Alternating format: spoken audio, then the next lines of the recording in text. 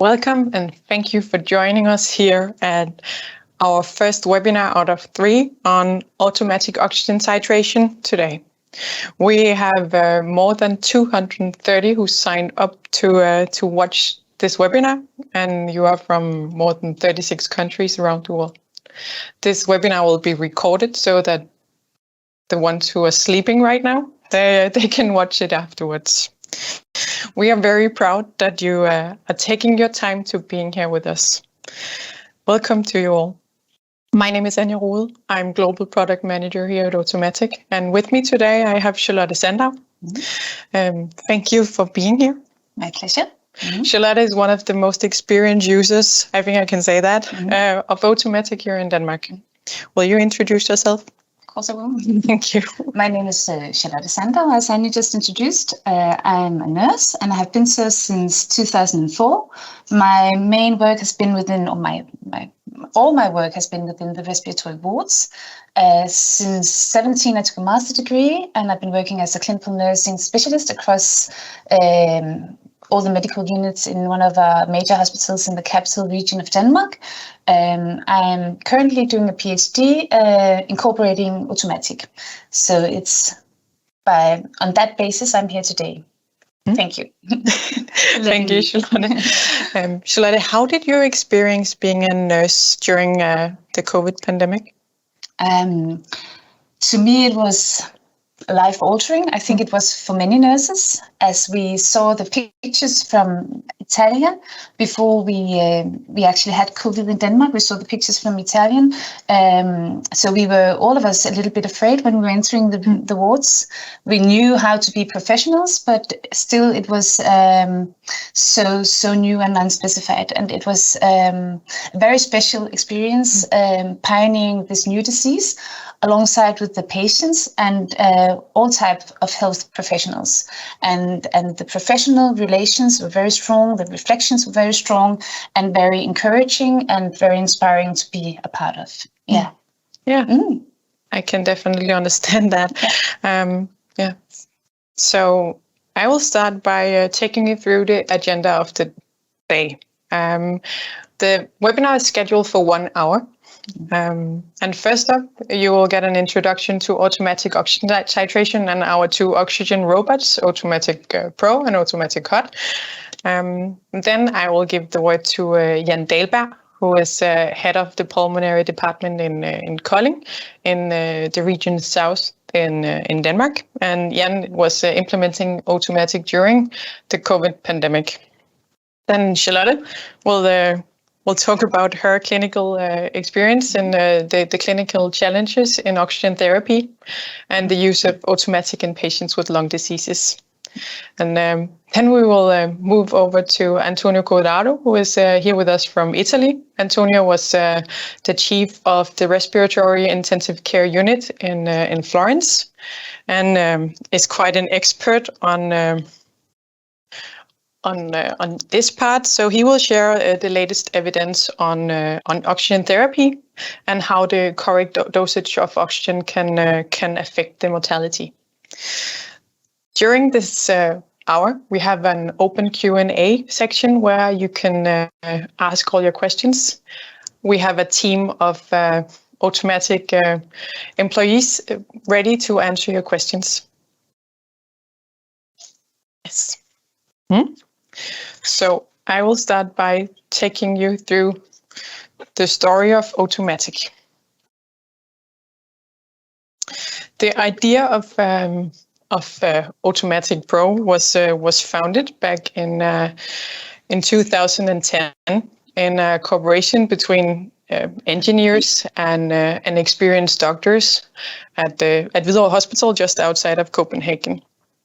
This team saw a possibility for improving the time-consuming and old-fashioned way of treating COPD patients during their hospital admissions. So during the following years, they developed prototypes and improved the product until the final version was released and CE marked in the beginning of 2019, and that's Automatic Pro as we know it today. Since we launched Automatic Pro in 2019 in Denmark, we are now represented in 35 countries around the world, from Europe, Asia to the Middle East to Asian Pacific and South America. So this year we have moved the technology of automatic oxygen titration back to the home to the patient with our next generation. That's automatic connectivity and the automatic home therapy device. If you want to know more about the distribution in your country, then don't hesitate to contact me or my colleagues to get more information. I guess the most of you know how we treat our patients with oxygen today at the hospitals. The common way of oxygen titration is to manually adjust the oxygen flow meter, watch the ball go up and down, reading what flow the patient is receiving. This is a manual procedure that's sporadically performed. It requires a spot measurement of the oxygen saturation. This is time-consuming. It might disturb the patient, especially during nighttime where the patient was supposed to sleep. And it results in an unprecise dosage of a very potent drug. Sorry. The future of oxygen administration is closed-loop oxygen titration. What you see on the left side of the slide is the Automatic Pro device. It's an intelligent oxygen device that, through an advanced algorithm, is titrating the flow to the patient. On the right side of the slide, you see a pulse oximeter. That's the sensor that measures the oxygen saturation on either the finger or the earlobe of the patient. And this is measured continuously with automatic. So you get a continuous oxygen saturation value that is making sure that the device is continuously titrating the oxygen to the patient to keep the patient stable. The benefits of closed-loop oxygen titration is increased safety. As the patient's oxygen saturation is kept on target, the oxygen flow is adjusted continuously, providing the correct dose and kept on a minimum.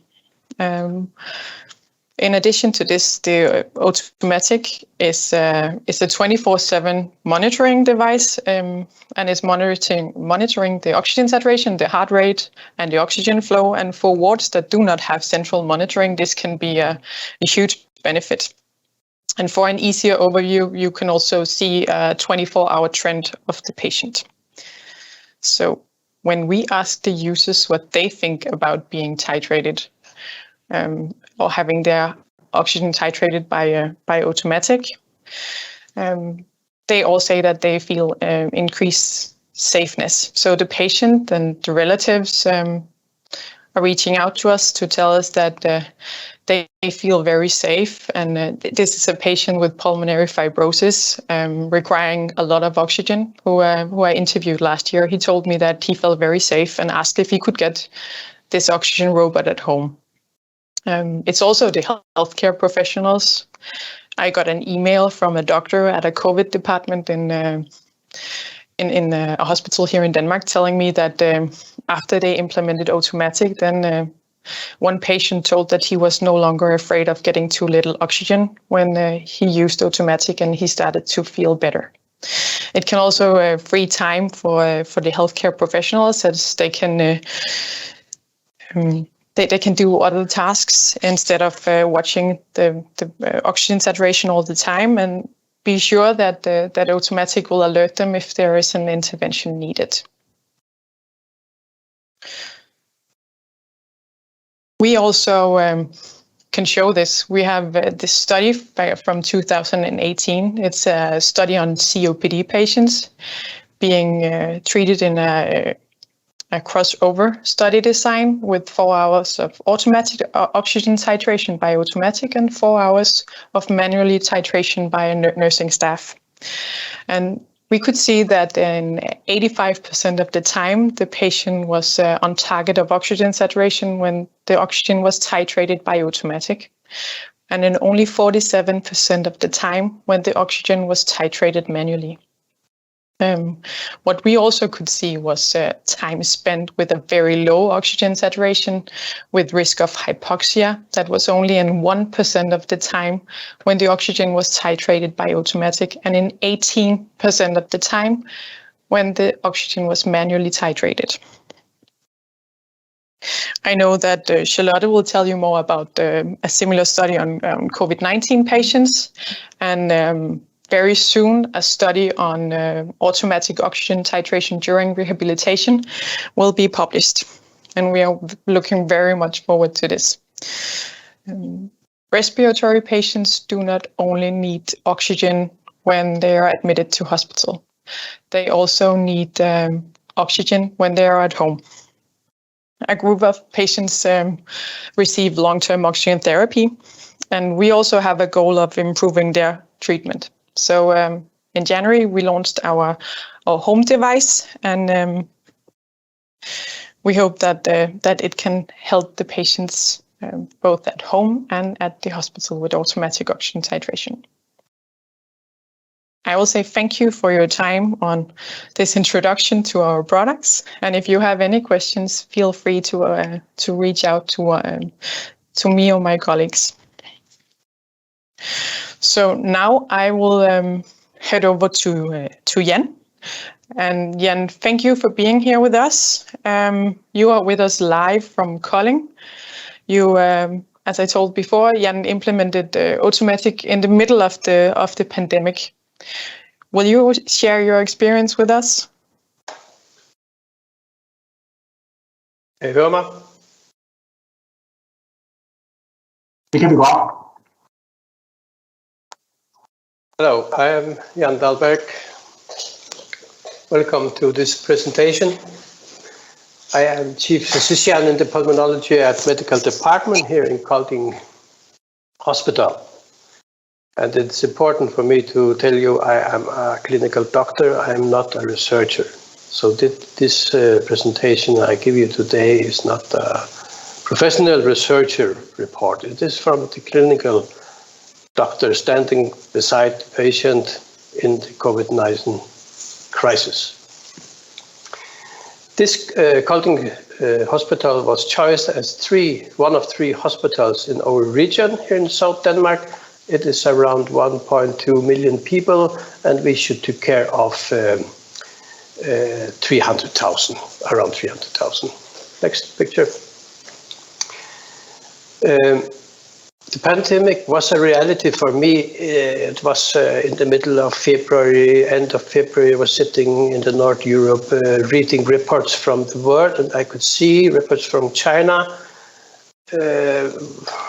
I was afraid when I read the reports because I could see there was a very big pulmonary problem. Next one. We tried to estimate what will be the problem here in our region. If we had around 300,000 people, maybe 20% will be infected with SARS-CoV-2. If we estimated 10% of them will be admitted to the hospital, it would be 6,000 people. And if we estimated around 10% to be admitted to the intensive care unit, it would be 600. That would not be possible. Even in this modern hospital here, we have not the capacity. So we thought we had to prepare us to be ready. Next one. We started to train the nurses, the doctors, the secretary, the laboratory.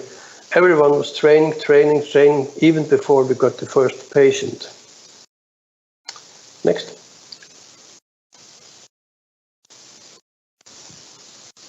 Then I saw this picture from Bergamo in Italy. And then we talked together here, the doctors and the nurses, and we changed a little bit, and we prepared 100 beds to take care of these patients. Next. This is an X-ray from a 27-year-old man with COVID. And if you look at this picture, you can see the lungs are not black.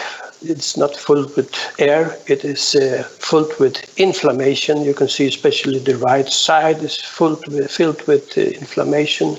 And we knew when you have this very serious inflammation, you will get problem with the diffusion in the lungs. And then we thought, okay, if you have problem with the diffusion, then we all usually needs help from the intensive care unit. And in the intensive care unit, we have maximal 30 beds, normally 15. I also can see two problems in this picture. The one is mechanical problems, the other one is diffusion problem. So it will need that we will choose a good treatment with medication and a good treatment with mechanical ventilation. Next.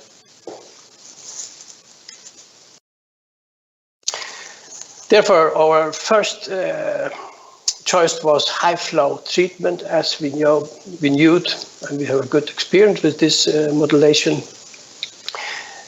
It's a treatment which is very good when you have hypoxemia and if you have diffusion problem in the lungs and if you have infection. So we started to treat the patient with this modulation. Next. The next one, or the second choice was non-invasive ventilation. But the problem with non-invasive ventilation is that the medical department, we cannot supply with high oxygen treatment together with non-invasive ventilation. Next. But our equipment, there we have a possibility to give continuous CPAP. And we found out it was extremely effective in these patients, COVID-19 patients. If we had a patient with high flow treatment with maximal 60 liters per minute and 60% oxygen, if we changed to continuous CPAP, they reached in a few seconds, minutes, up to 90% saturation. So it was also a very good treatment for these patients. Next. But early we identified three major problems, and it was four problems more maybe. And it was the serious lung inflammation. It's resulted in major hypoxemia, but we almost never identified hypercapnia. Second, the oxygen saturation was very unstable in the COVID patient. And progression in the inflammation caused more and more unstable oxygenation and the more unstable patients. The oxygenation and the saturation in the blood could vary from 70 up to 90 in a few hours or even minutes. And if first the patient was unstable and it continued, then we knew, okay, then we have moved the patient to the intensive care unit.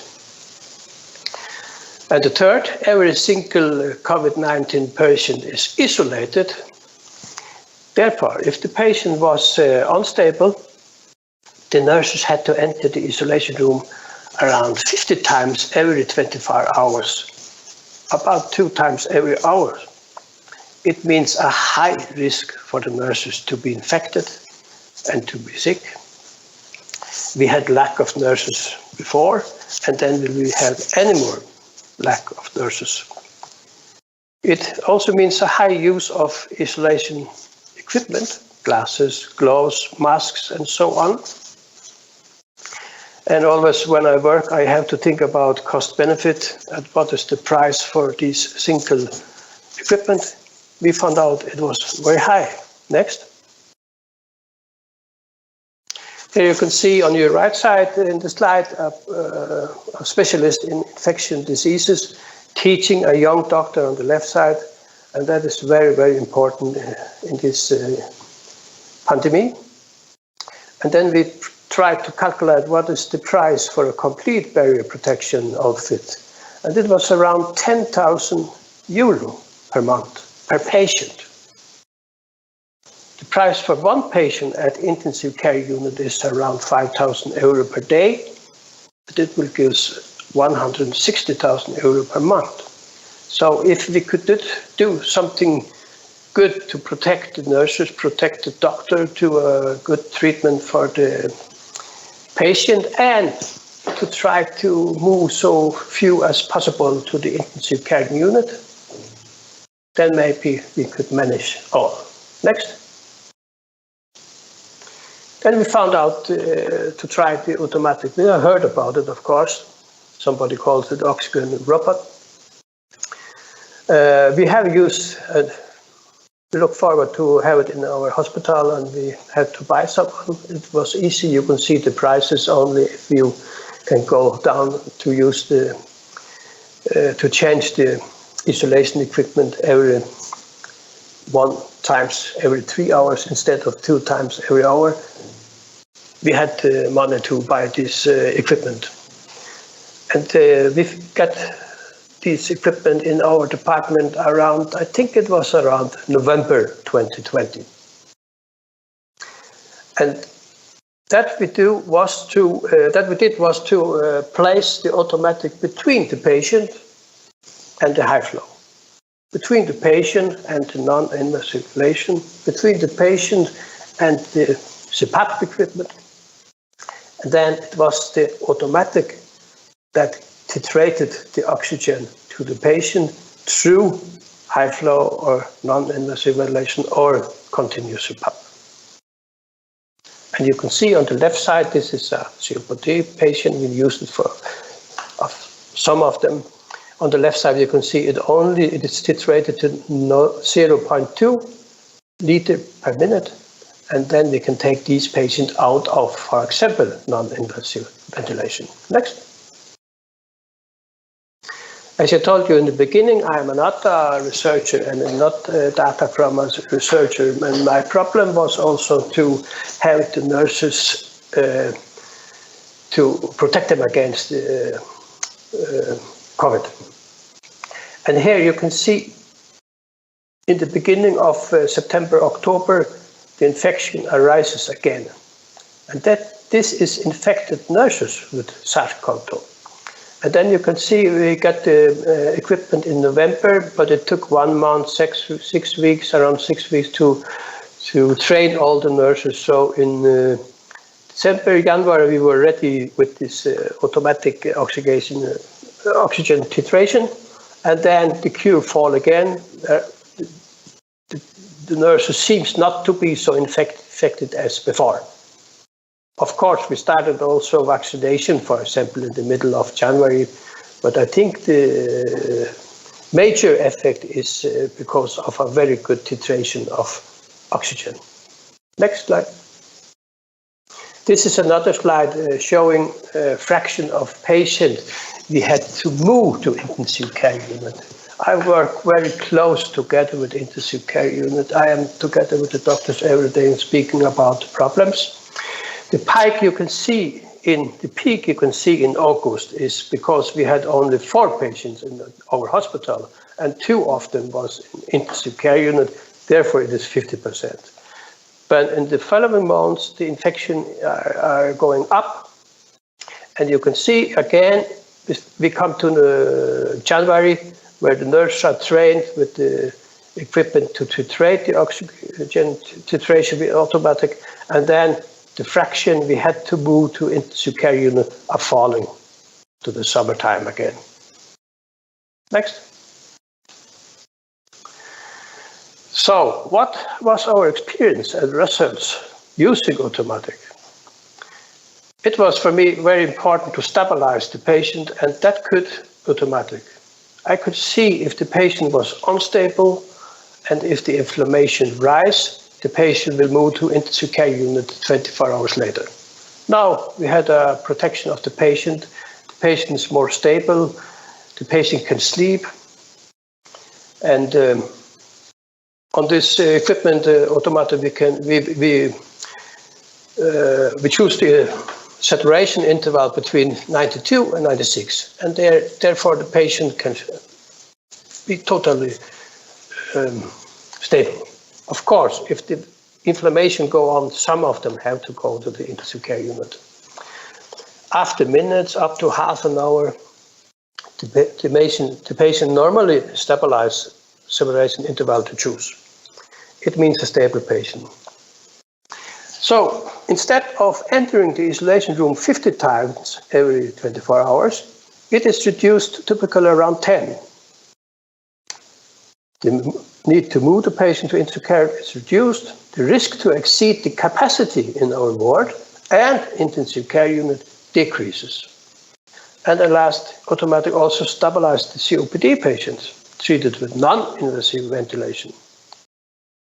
We experienced that the time we normally spent on transmitting the patient from non-invasive ventilation to nasal oxygen, for example, was only half, approximately 2 days instead of 4 days, 5 days.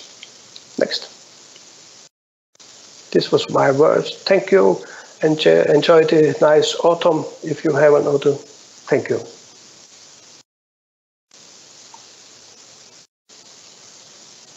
Very much, Jan. It was very interesting to hear what you had experienced. Charlotte, can you relate to what Jan just told us about? For sure, especially the part where we have the patients in with the low oxygen need, and we have them there for a few days, and then they get to a breaking point where they go bad, and most of them would need to go to intensive care in order to potentially come back. And I also had the experience that automatic could actually prevent that progression of the disease in some cases. Yeah. Not all, but in some cases. So, and especially about how many times you needed to enter the room, but that's a truth within a variable that I will explain in my slideshow later. I guess the patient also need attention for getting meals and personal hygiene and stuff like that. Yeah.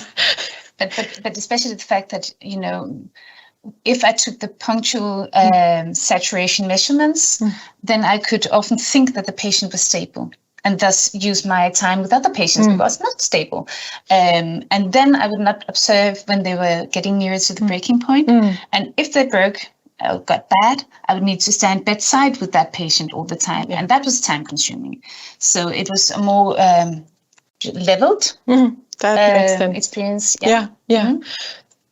Great. So that leads us to your slideshow, and I know and I can hear that you are a highly experienced nurse with experience from many different types of patients. So I'm looking forward to hearing what you have to share with us. So I'll start here. My primary goal with this slideshow is to take you by the hand and introduce you to the COVID and or the respiratory wards in general, and introduce you to some of the challenges there, mainly focusing on the COVID wards. So now I'll try and shift. So a short introduction. I have had the pleasure before, but again, I started working as a nurse since 2004. Only been in respiratory medicine, master in health science in 17, and clinical nursing specialist ever since. I still work the wards once in a while. Even now that I am a Ph.d-fellow, I go to the wards and work there, so I still have my hands on the patients and the different mechanics. What do you say? Devices. Technical devices. Yeah. Sorry for my English. And in March and April 20, I was in the COVID wards, and I have some experience from there I want to share with you. So my PhD is built upon automated oxygen administration and how that may impact dyspnea in patients with COPD. So as I said before, this is the frame I speak from.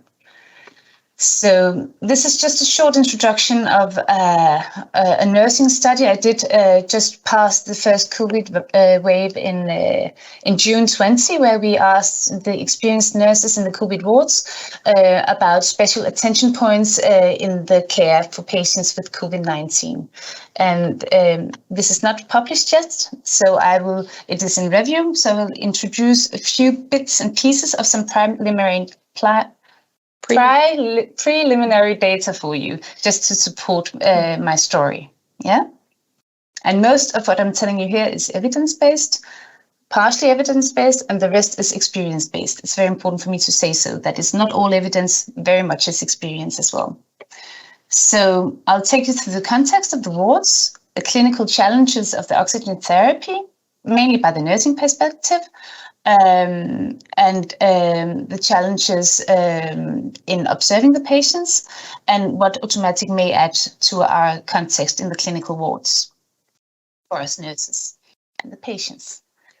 So this slide is to point out the differences between being in a normal respiratory ward that I know and being in in an ICU, in a COVID-19 ward. The respiratory wards in Denmark are, if I go into them as a nurse in a day shift, I would be responsible for 4 to 6 patients. Evenings, it would be 6 to 10 patients.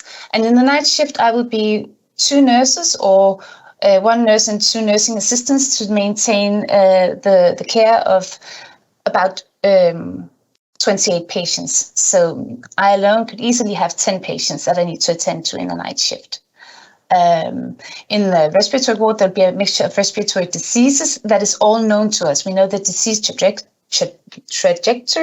we know the symptoms, and we know how to observe the patients. I would say the respiratory wards in Denmark are semi-intensive care.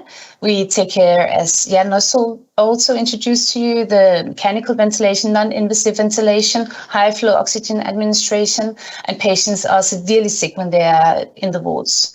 The oxygen flows may run from 0 and up to 25, 30, maybe even more, depending on the system we can attach them to. But most patients would have an average of 1 to 2 liters, and only some patients will be isolated. In contrast to this, in the COVID wards, I would have very few patients to attend to, only 2 or 4 in the day shifts, 2 or 5 in the evening shift, and 5 patients in the night shifts. So there was a major change in how many patients I need to attend to. They were all multimorbid, often, as well in the COVID wards as in the respiratory wards. And they were also in the need of semi-intensive care with high-flow oxygen administration. But in contra, my experiences from the COVID ward was also with the automatic. So in contrast to the respiratory wards, they would help us alongside. And the flows would only be between 0 to 15 liters of oxygen per minute. Otherwise, they would be transferred to an ICU, a semi-intensive care. The great difference between the 2 wards was that all the patients in the COVID-19 wards were isolated, which meant that even every time I needed to enter the room, it would take about 2 minutes to put on the gear and enter the room. And as I went out, it would also take about 1 or 2 minutes. And the risks of getting infected would mainly be when I took off the clothes in the room, because there's so many obstacles in doing it right. So pointing out this framework, the time I have to actually observe the patient is very limited, especially in the COVID wards where I was not in the patient room all the time. So the options and the ability to observe the patients was limited because I didn't know the disease trajectory or the symptoms of the COVID-19 patients. Neither did my colleagues at the time being.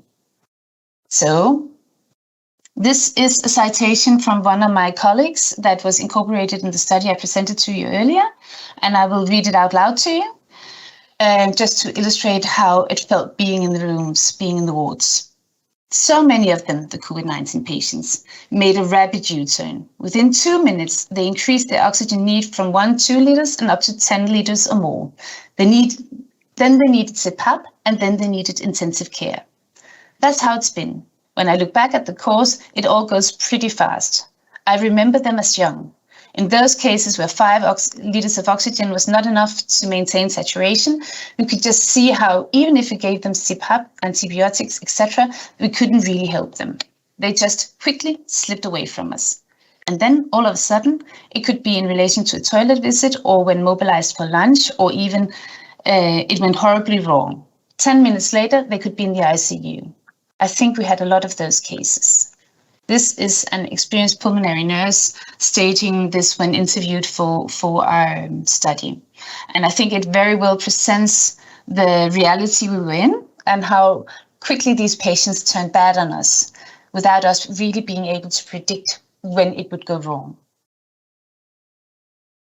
So, to take you by the hand and tell you what my main task is in the oxygen or in the respiratory wards, focus would be, if the black line is symbolizing the admission from start to the end. At start, we have the debut of the symptoms, then it's followed by treatment, possible complications, risk of adverse events, and rehabilitations. So my job is the boxes below.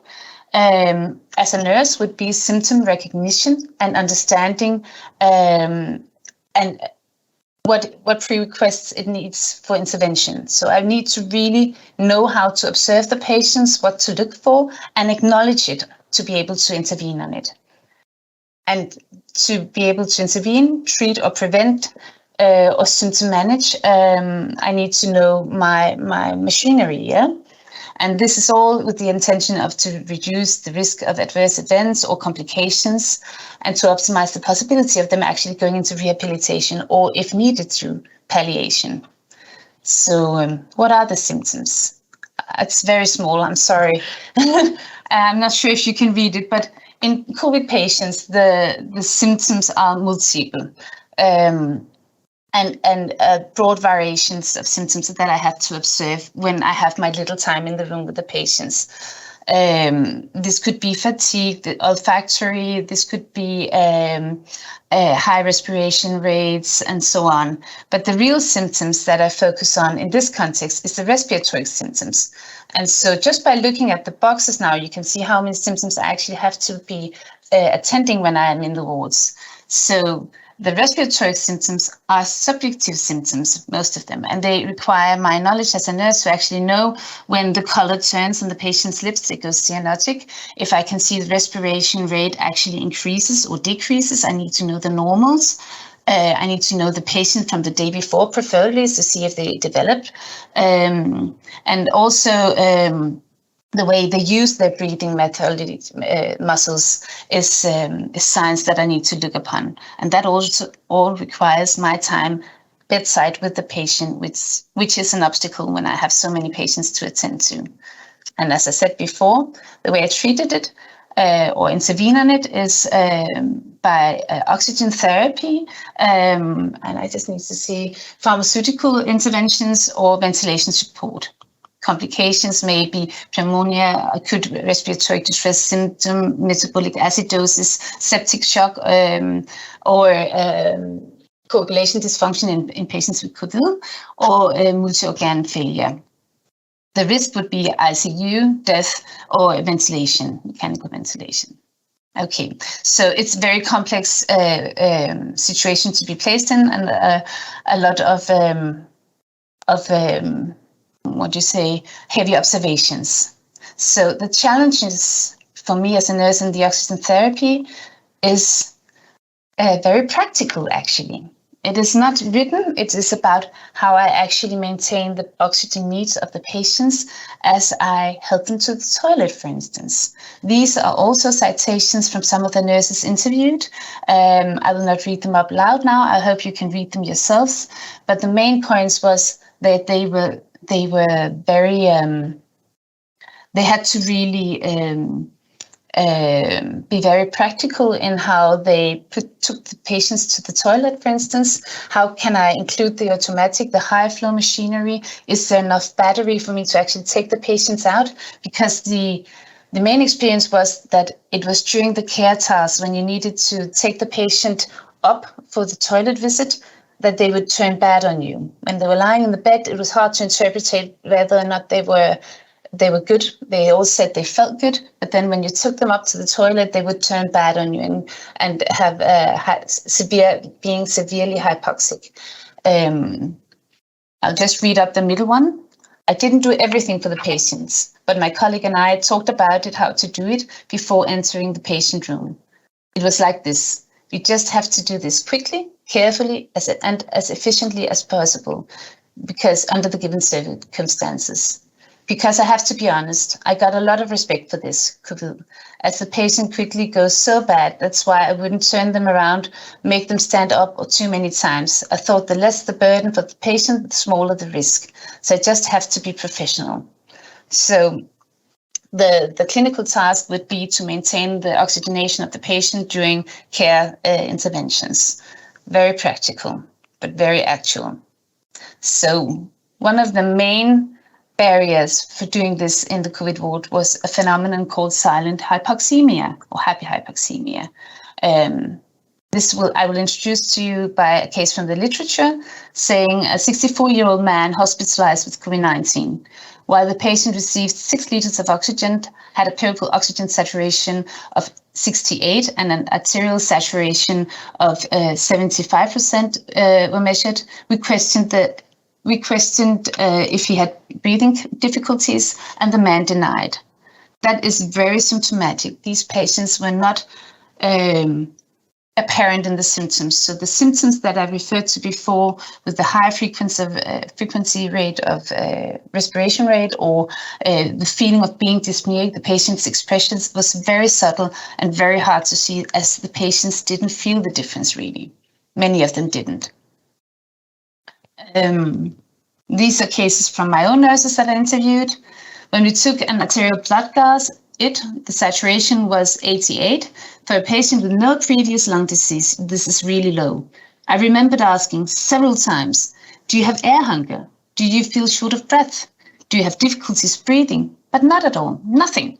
I remember thinking more than once that the clinical expression of my patients did not fit the measurements nor my experience. And this is central for me for presenting here today, that this is where we really need support as nurses in how to observe the patients because they were so tricky.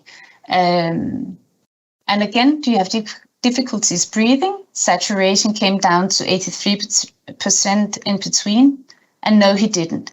And there it was again. The thing that they can't talk and they are not sweating, it's crazy. It's so weird. I thought they only related to the clinical expression. I thought it only related to the clinical expression. So if I had a patient with COPD at a saturation of 83, I would expect him to be sweaty and hardworking, using all his capacity to actually maintain his own saturation. And this was not seen in these patients.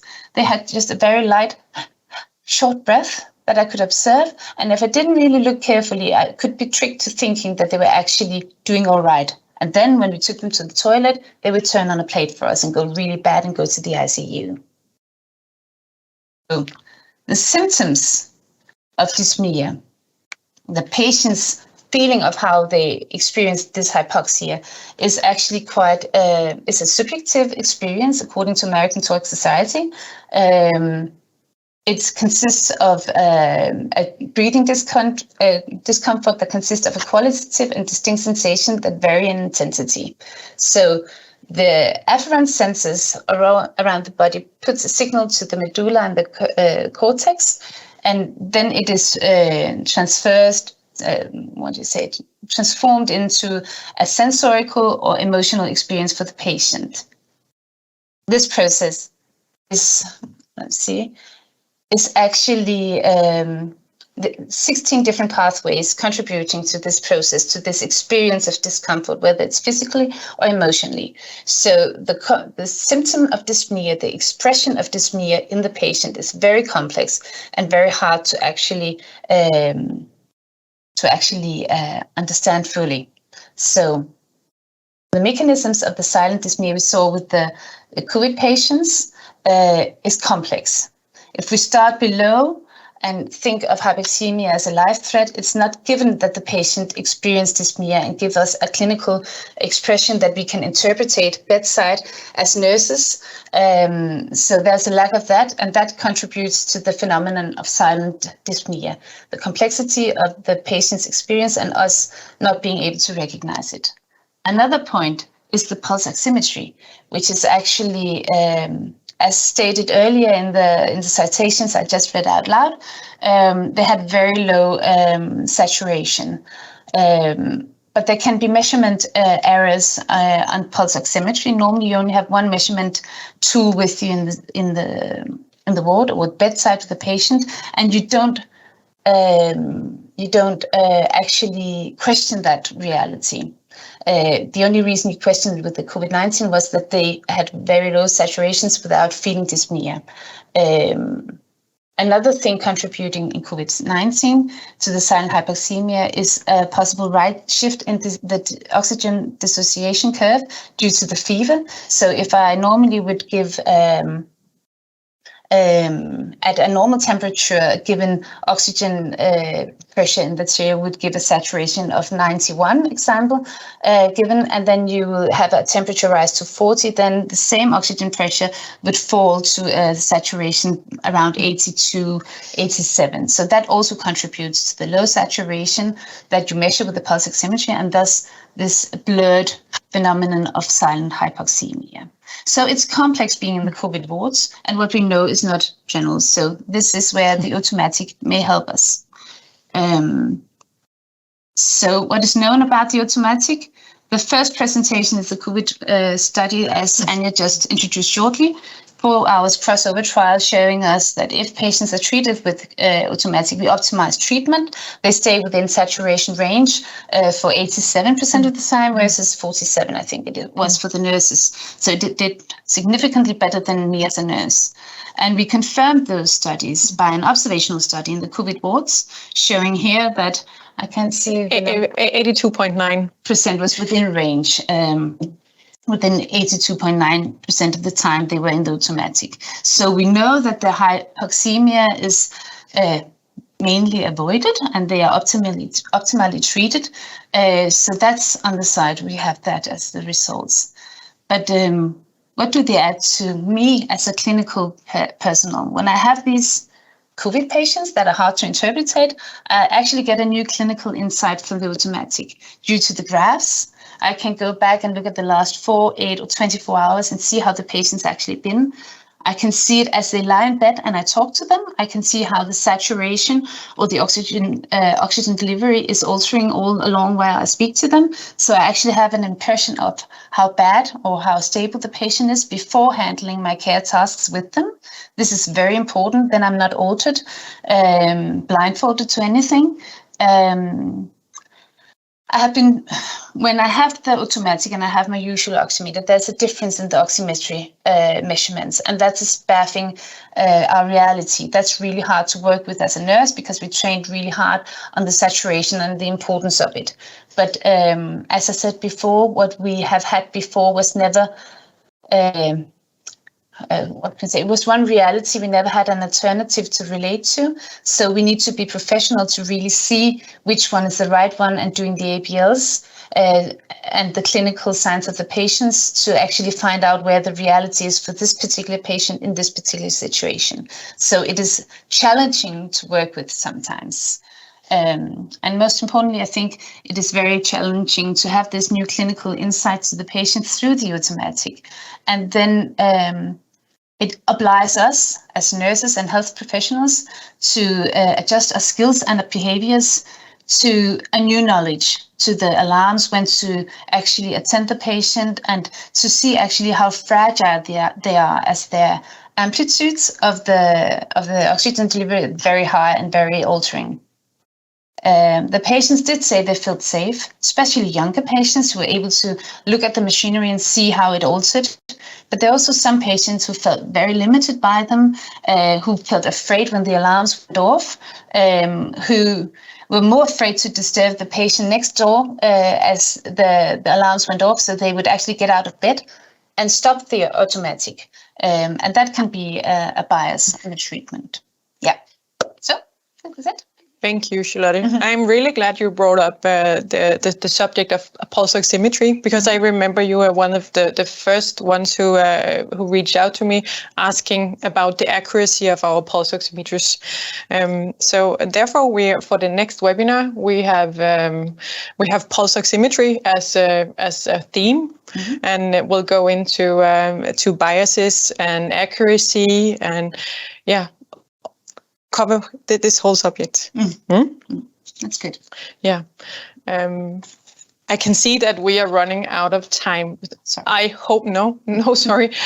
This is very interesting. I hope you all have time to stay maybe 10 minutes longer, because now I am very glad to have Dr. Antonio Corrado from Italy with us.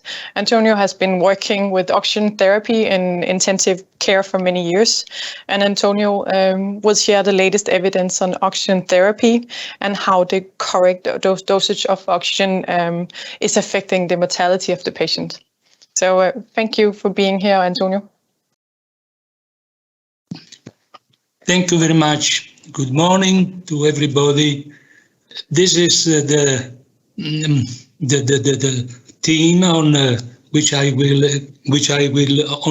will speak: oxygen therapy in acute patients and clinical outcomes. And we will see the potential role. I think we have some technical problems. Antonio, can I ask you to turn on your camera? Sorry? The camera.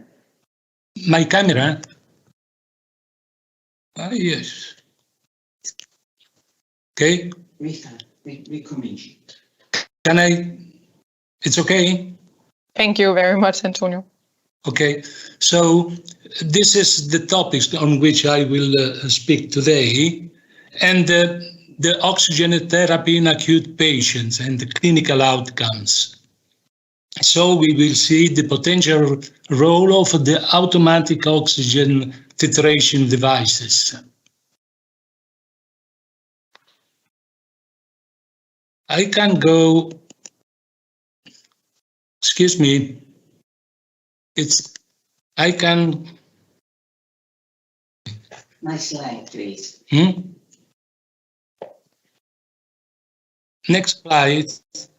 Next slide, please. I'm not able to drive my presentation. Okay.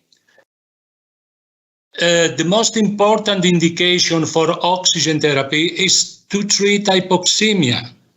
The alveolar gas equation illustrates how increasing the inspired oxygen fraction increase the alveolar PO2 and subsequently the arterial PaO2.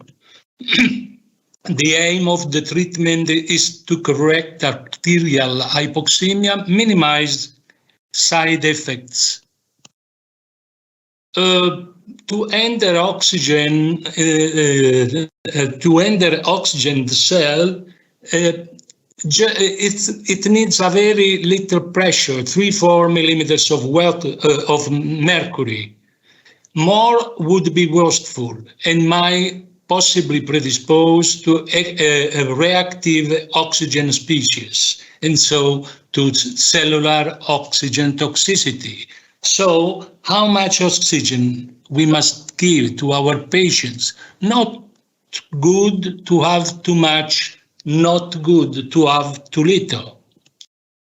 So in the association between hyperoxia following resuscitation from cardiac arrest and in hospital mortality was shown in this paper. A large number of patients who underwent cardiopulmonary resuscitation for non-traumatic cardiac arrest were evaluated and divided on the basis of arterial blood gases on admission in patients with hyperoxia, hypoxia, and normoxia. The main outcome measure was in hospital mortality. So these are the results of the study. And as you can see, the total mortality rate was 56%. And when we look at the mortality rate between the groups, we found that patients with hyperoxia showed the highest mortality rate in comparison with the other two. So there is some problem.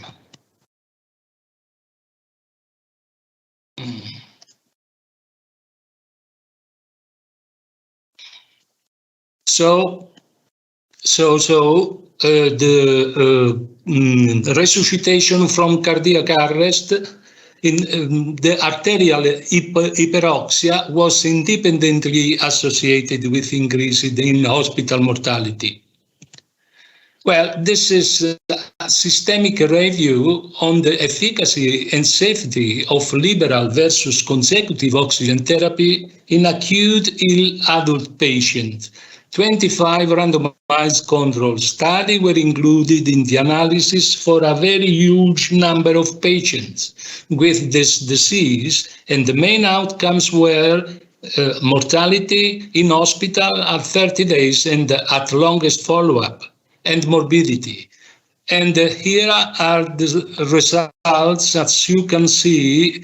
In hospital mortality, 30-day mortality, and mortality at longest follow-up were statistically and were lower in a statistical significant way in patients who received less oxygen in comparison to the other group. As you can see from the survival curves, patients who were treated with liberal oxygen experienced a higher rate of mortality. So supplemental oxygen may become unfavorable above an oxygen saturation range of 94–96%. And these results support the conservative administration of oxygen therapy. Now, supplemental oxygen therapy is widely used in hospital. Clinicians, however, often give oxygen when it's not needed, such as patients with stroke and myocardial infarction without hypoxemia. And many healthcare professionals believe that oxygen a little or no harm for acutely ill adults. And the clinical guidance on supplemental oxygen therapy give us the recommend when we must start oxygen treatment with the level of the lower limit of oxygen saturation, but did not provide the upper limit, with the exception of the British Thoracic Society and the Thoracic Society of Australia and New Zealand.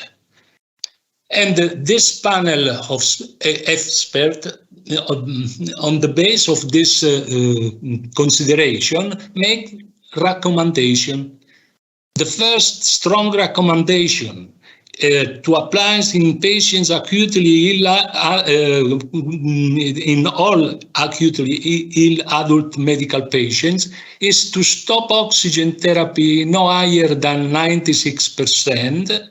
The second, the third recommendation, strong, with an evidence, a strong recommendation, is to apply in patients with acute stroke or myocardial infarction, do not start oxygen therapy at or above 93% of saturation. A weak recommendation, the authors suggest not starting oxygen when the saturation is between 90–92%, but this is not supported by many strong evidence. More recently, the European Resuscitation Council and European Society of Intensive Care Medicine produced the guideline on the post-resuscitation care, and they recommend after the return of spontaneous circulation to titrate the inspired oxygen to achieve an arterial oxygen saturation of 94–98%. They strongly recommend to avoid hypoxemia and to avoid hyperoxemia in this kind of patients. So, despite this body of evidence, several studies did not confirm the deleterious effects of hyperoxia, and these are reported the study of Barrott, Schering, and Michael. Despite these results, however, the actual trend is to navigate towards a more conservative approach of oxygen administration. Nevertheless, even if a definitive threshold is not discovered yet, a target of PaO2 ranging from 70 to 90 millimeters of mercury seems safe. So, both hypoxia and hyperoxia expose the patient to a higher mortality risk. So we must, in our clinical practice, to target the right values of PaO2 and oxygen saturation to treat our patients safely and successfully. Now, the European and the British Thoracic Society guidelines endorse target oxygen saturation of 88–92% in patients, COPD patients admitted with acute exacerbation. This range can be adjusted to 94–98 following confirmation of normocapnia.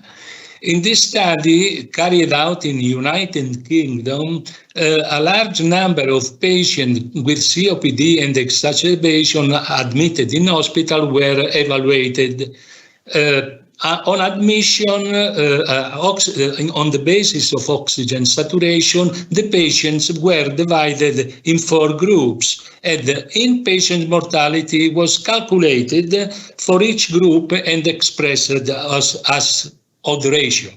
And this is the results, and you can see that patients with oxygen saturation of 88–92% experience the lower rate of mortality in all groups of patients. And also this trend was maintained for normocapnic and hypercapnic patients. And the odds ratio clearly show that patients with a saturation between 97 to 100 experienced a risk of had a mortality rate 3 times higher than the reference group. And those with a saturation between 93–96% experienced a double risk of death in comparison with the reference group. So this study shows also that the practice of setting different target saturation based on carbon dioxide levels is not justified. Treating all patients with COPD with target saturation of 88–92% will simplify prescribing and should improve outcome. Now, this very interesting review deals with the new perspective in oxygen therapy titration, and the author asked, is automatic titration the future? My answer is yes. Maybe yes, sure. And as medication, oxygen should be used with the same rigor as any other drug, and indication and dosage must be evidence-based. In chronic home oxygen therapy, oxygen flow is usually fixed, and this is not always optimal, since the needs of patients vary through the day. So oxygen therapy must be tailored to the individual patient's requirement. And a prescription based on continuous monitoring can significantly increase the percentage of time with an appropriate oxygen saturation while decreasing the amount of oxygen prescribed. The automated oxygen titration device are based on a closed-loop circuit that allows oxygen flow titration according to the patient's real-time peripheral saturation and the target saturation set by the physician. So this study has been presented before, so I can go. It's in this study, the comparison between the automatic system versus manual was superior for the automatic system, and this is very interesting meta-analysis published by Yves Lacasse and the co-workers. This meta-analysis, in this meta-analysis, a comparison between the automatic versus manual oxygen titration was made in patients requiring oxygen during the hospitalization. The study included 9 randomized controlled study. The majority of these were carried out in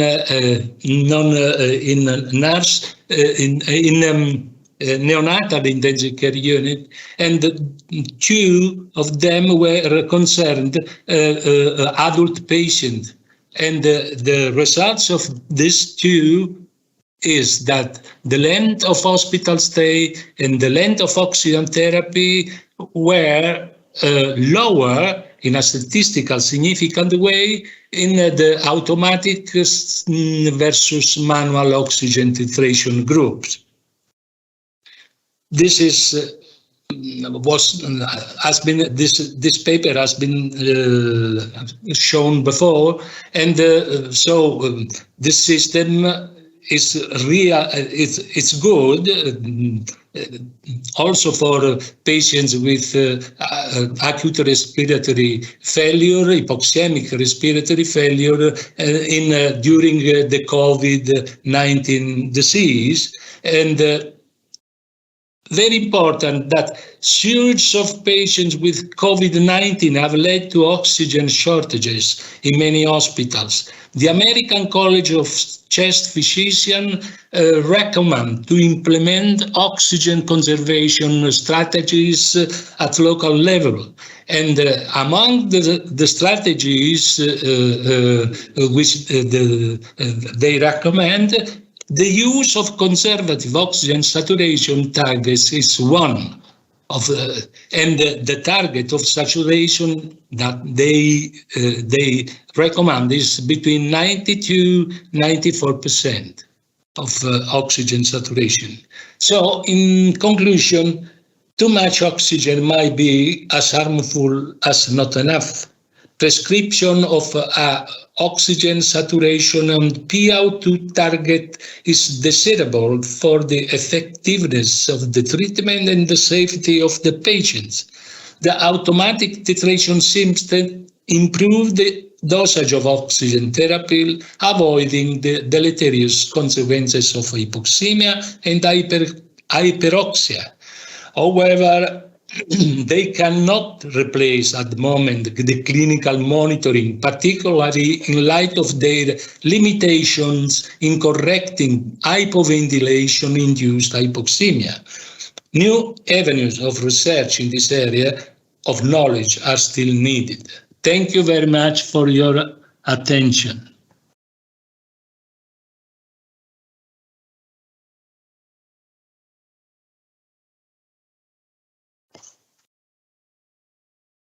So thank you very much, Antonio. It was really interesting. Yeah, Very. I can see that we are 10 minutes over time right now. So we have gotten some very interesting questions in the Q&A, and we have got one that's actually for Jan. It's regarding the use of automatic together with non-invasive ventilation. If there are any recommendations for settings, advantages or disadvantages, counter indications, and I do not have the answer right here. But if you, the one who asked the question, if you can send me an email afterwards, I will make sure to connect you with Jan. I can answer. Will you try to answer? I can answer a little bit. I've tried it once or twice with patients in new, and what is important is to make sure that the alteration is kept on a slow rate, so it doesn't go bananas on the oxygen tuning up and down. So that is point to put in, and then to put the range, you can manually adjust it. So it fits the patients, the experience the doctors, the physicians have with the patients. So maybe keeping them a little bit below range if you have an experience of them being, very sensitive to oxygen. So in those prospects, if you keep the alteration and the saturation very narrow, fitting the patient individually, they have had a lot of success with the patients I've seen. Oh, thank you, Charlotte. That was very helpful. But if it didn't answer your question fully, then please reach out to us, and we will do our best to answer the question. I think we will do what we have done before, writing up all questions and answers and sending them out to you together with the recording in an email tomorrow. And then you can all see the answers on the questions.